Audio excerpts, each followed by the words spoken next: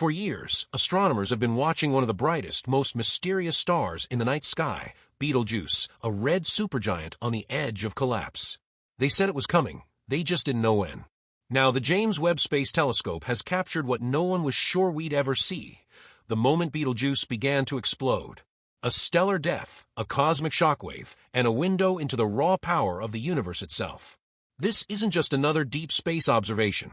This is a once-in-a-lifetime event, the closest supernova humanity has ever recorded. And what Webb saw has changed everything. Betelgeuse, located in the shoulder of the Orion constellation, is no ordinary star. It's a red supergiant, more than 700 times the size of our Sun, and roughly 20 times as massive. For decades, scientists have known it was unstable, swelling, dimming, erupting. In 2019, it suddenly faded, triggering global speculation. Was this the final moment? Was it going supernova? Now, with the Webb telescope's precision, the mystery has deepened. For the first time, we're seeing real-time indicators of a star in collapse, massive energy discharges, shifting surface convection, and magnetic fields twisting into chaos. Betelgeuse isn't just dying, it's transforming right before our eyes. The James Webb Telescope has been focused on Betelgeuse for months, using its infrared vision to peer into layers invisible to any previous observatory. And now the data is in. What it shows is stunning. We can see convective bubbles the size of Jupiter bursting on the surface. We can trace plumes of hot gas streaming into space at unimaginable speeds. And hidden within the light spectrum, a signature shockwave is moving through the star's outer layers. For the first time ever, astronomers are observing the actual physics of a star tearing itself apart. This isn't a simulation, it's the real-time anatomy of a supernova, and it's happening just 642 light-years from Earth. Unlike other supernovae that occur in far-off galaxies, Betelgeuse is close, cosmically speaking. Its explosion will eventually be so bright, it could be visible during the day, brighter than the full moon.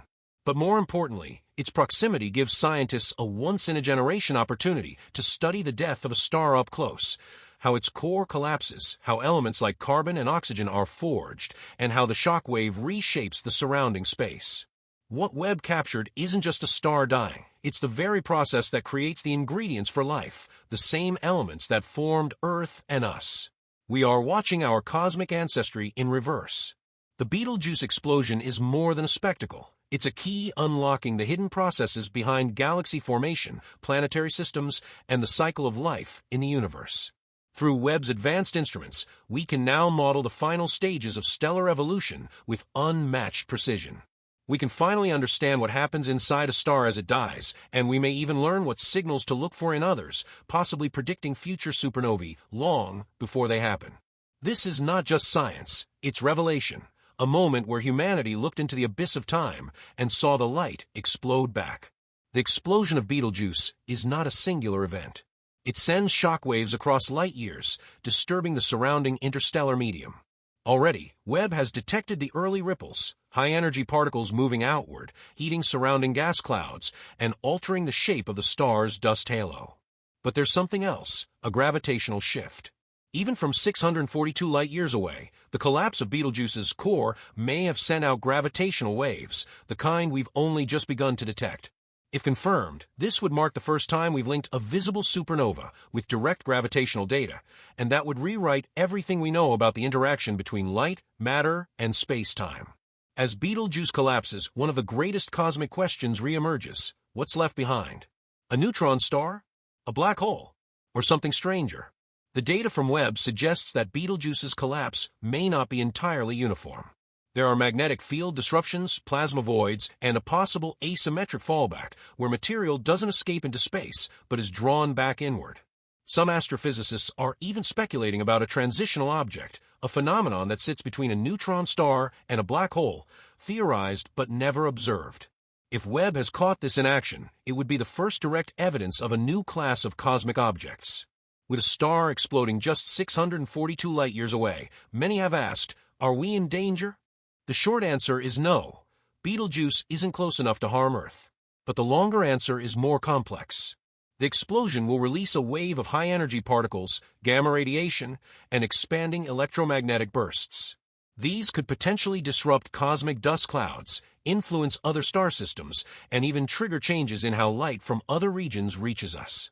For now, Webb is closely monitoring the velocity and spread of this radiation front because even if we're safe, the explosion may alter the optical structure of our galactic neighborhood, changing how we observe the universe from here on out.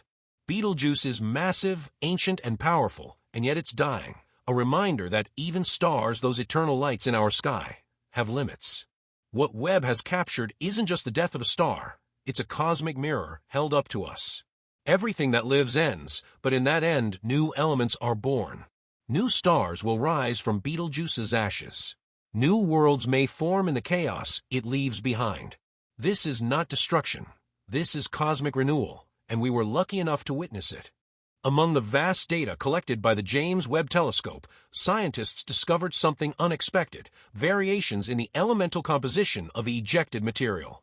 The explosion of Betelgeuse is releasing not just carbon, oxygen, and iron, but rare elements like technetium and yttrium, formed only in extreme stellar environments. Why is this significant? Because analyzing the ratios of these elements allows scientists to trace the life cycle of matter in our galaxy, from the core of dying stars to the dust that forms planets, to the atoms inside you and me. Webb isn't just recording an explosion, it's decoding the chemical script of how life becomes possible. And Betelgeuse, in its final moment, is telling a story that began long before Earth existed. Betelgeuse will never return. Its place in Orion will become an expanding cloud of superheated gas and glowing debris. But its death isn't an end, it's a gift. A gift of knowledge, of elements, of perspective. It reminds us that our sun, too, will one day fade. That even the most brilliant lights in the sky have a final act. And yet, from this ending comes the blueprint for everything new. Because without supernovae, there are no planets, no oceans, no life. And now, thanks to the James Webb Telescope, we can finally witness that full cycle, from fiery collapse to the raw materials of creation. In the cold silence of space, 642 light-years from Earth, a star has ended its life, not with a whisper, but with a brilliant final roar that traveled through the dark for centuries until it reached us. Thanks to the James Webb Space Telescope, we didn't just see it, we understood it. We saw the signs, the collapse, the detonation, not as myth, not as metaphor, but as fact. Betelgeuse didn't die in vain. In its final moment, it gave us answers to questions older than humanity itself. Where do the elements come from? How do stars live and die? And what will happen to our own sun in that fading red light? Webb has captured more than a supernova. It captured our origin story and a glimpse of our future. So now we ask, what else is the universe ready to show us, and are we truly prepared to witness it? Let us know what you think in the comments. Was this the most important stellar event of our time, and what will be the next cosmic secret the James Webb Telescope reveals? Subscribe and turn on notifications, because this isn't the end, it's the beginning of what comes after the stars.